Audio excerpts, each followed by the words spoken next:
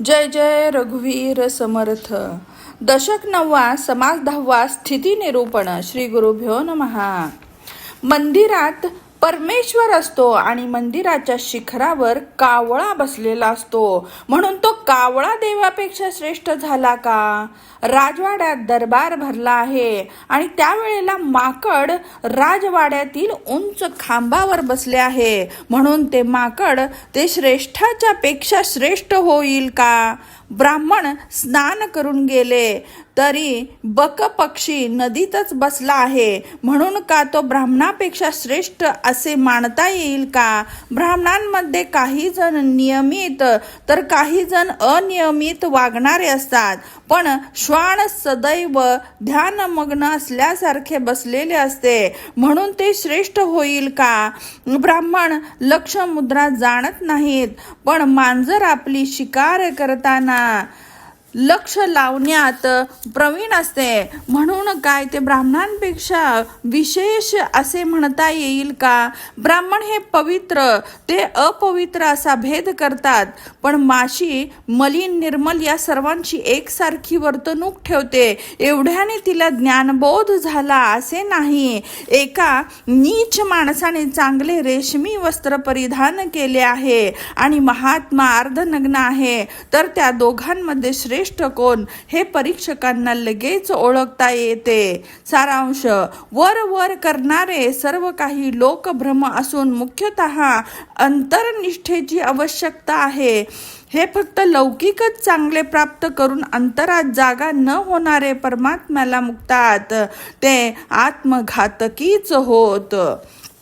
देवाला भजले तर देवलोक प्राप्त होतो, पितरांना भजले तर पितृलोक प्राप्त होतो आणि भूतांना भजले तर भूतलोक प्राप्त होतो. मानव देव पितृ इत्यादी ज्यांचे भजन करतात ते त्या लोकात जातात आणि निर्गुणाला भजले तर स्वतः निर्गुणच होतात. निर्गुण भजन कसे करावे? तर निर्गुण स्वरूपाबरोबर अनन्य होऊन राहणे हे होय. निर्गुणाबरोबर अनन्य राहिले तर ते निश्चितपणे धन्य होतात. सर्व काही केलेली सार्थकता पण देवाला ओळखल्याने आणि आपल्याला जाणण्याने साध्य होते. अशा जाणण्याने देव निराकार आहे, अहंकार खोटा आहे ही गोष्ट समजून येते व आपणच आत्मदेव आहोत हे निश्चितपणे मनावर ठसते. असे झाल्यावर पुन्हा संशय काय घ्यायचा? त्या स्थितीत आत्मवस्तू आत्मत्वाने विराजमान होते आणि शोधूनही देहभाव किंचितही उरत नाही. अशी सिद्ध स्थिती प्राप्त करून घेतलेल्या अजून साधन करणे गरजेचे आहे असे म्हणणे म्हणजे केवळ संशयाचे कामच. मुक्त झालेल्या बंधन कसे असू शकते? साधनाने जी वस्तू मिळवायची आहे ती वस्तूच सहज सिद्ध आपण आहोत हे निश्चित झाल्यानंतर साधक दशा संपली.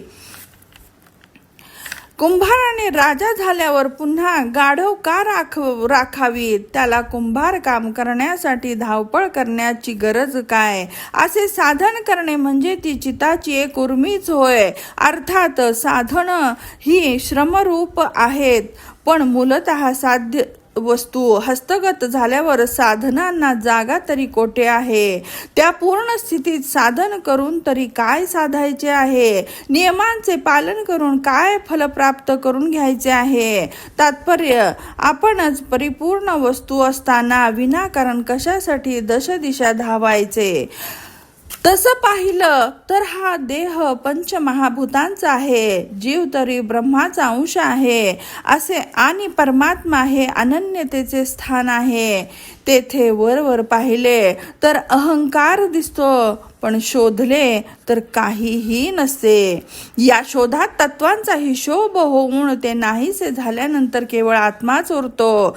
खरं म्हणजे आत्मा आपल्या परिपूर्ण स्थितीत असतो, जीव आपल्या व्यावहारिक अस्तित्वाने असतो आणि माया आपल्या स्वभावानुगुण मायिकतेने प्रसरण पावते. असे असूनही आपण कोणीतरी एक आहोत असे वाटते. तरी सर्व गोष्टी शोधून पाहणारच ज्ञानी पुरुष होय. इतर सर्व काही परीक्षण करू शकणारा पण आपल्याला पाहू न शकणारा व्यवहार ज्ञानी अभिमान रूपी एकदेशी असतो. त्याच्या अहम वृत्तीचे परीक्षण केले तरी तेथे काही उरतच नाही. प्रकृतीच्या निरसनाने सर्व विकार निघून जातात. त्यानंतर अविशिष्ट जे आहे तेच निखिल निर्गुण स्वरूप आहे आणि विचाराने तेच आपण आहोत असे परमार्थाचे मर्म अगाध आहे. या ज्ञानात मी वेगळा फळ वेगळे असा विचार नसतो, पण येथे आपणच फळाचे फल व्हायचे असते. असे असताना पुन्हा साधनांची आवश्यकता काय? सेवक होतो तो राजा झाला आणि त्याला सर्वतोपरी राजवैभवाचे सुख मिळाले. मग पुन्हा सेवकपणाचा गडबड गोंधळ कशासाठी?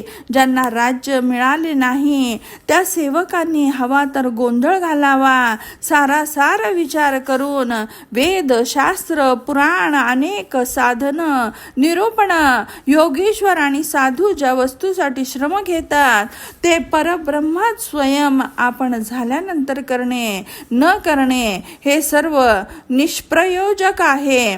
तेथे ते काहीही कामाचे नाही. सेवक राजज्ञेला भीत होता, पण पुढे तोच राजा झाल्यावर त्यांच्या रंकत्वाबरोबर राजभयही निघून जाते, होय ना?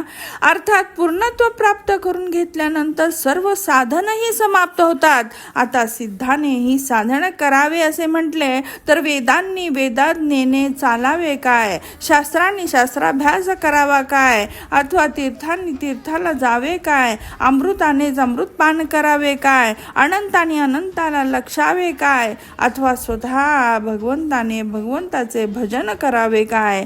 हे कसे शक्य आहे? स्वतः सद्वस्तूनेच त्या सत्याचा त्याग करावा, निर्गुण स्वरूपानेच निर्गुणाबरोबर ऐक्य पावावे आणि स्वयंस्वरूपाने स्वरूपात तल्लीन व्हावे. हे शक्य आहे काय? स्वतः सिद्ध अंजनानेच डोळ्यात अंजन घालून घ्यावे काय? धनानेच धन संपादन करावे काय? निरंजन वस्तूनेच निरंजनाचा अनुभव घ्यावा काय? तात्पर्य, साध्य वस्तूच साधन कशी असू शकते? ध्येय स्वरूपालाच ध्यान करणे कसे साध्य आहे? आणि स्वतः उन्मन्नी स्थितीनेच मनाला आवरण्याचे कारण काय? इति श्रीदासबोधे गुरुशिष्य संवादे नवम दशके स्थितिनिरूपणं नाम दशमः समासः समाप्तः. जय जय रघुवीर समर्थ.